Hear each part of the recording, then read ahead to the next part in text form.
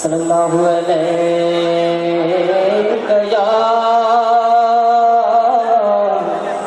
या रसूल अल्लाह वसल्लम या हबीब अल्लाह।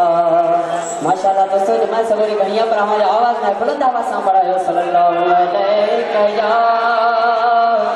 या रसूल अल्लाह वसल्लम या हबीब अल्लाह।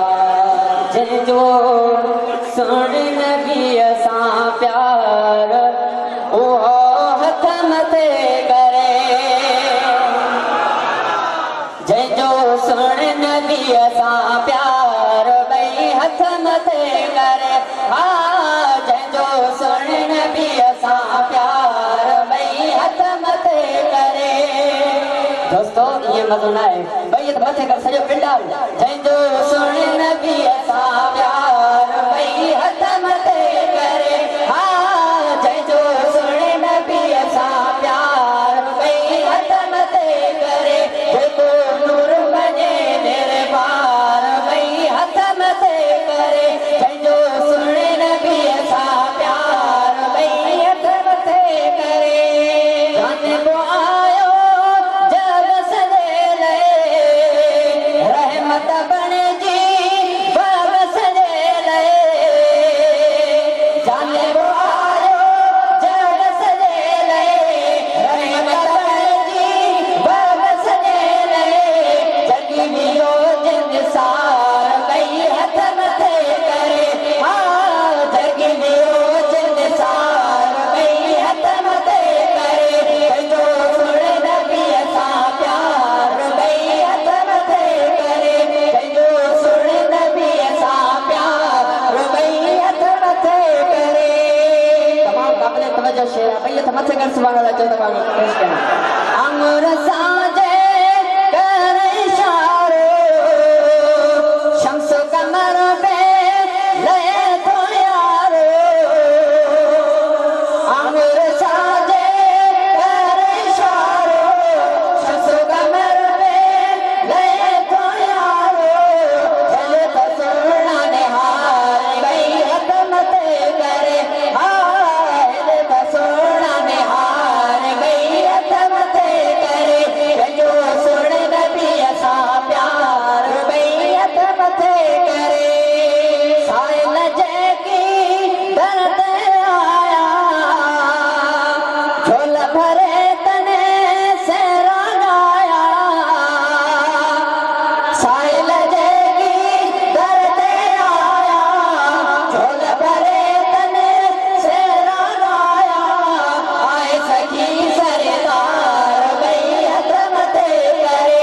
आए सखी सरदार भई हथ मथे करे। जो सुन नबी असां प्यार भई हथ मथे करे। जेको नूर मने मेरे पार भई हथ मथे करे। सिर्फ विचा दोस्त हथ मथे करण था, ॿिया नथा कनि। सॼो पिंडाल भई हथ मथे करे चवरायो। जंहिंजो सुन नबी असां प्यार भई हथ मथे करे। जंहिंजो सुन नबी असां प्यार भई हथ मथे करे। साबा हीअ चुन पिया आका जाने नखण पिया। प्यारा साबा हीअ चुन पिया आका जाने नखण पिया।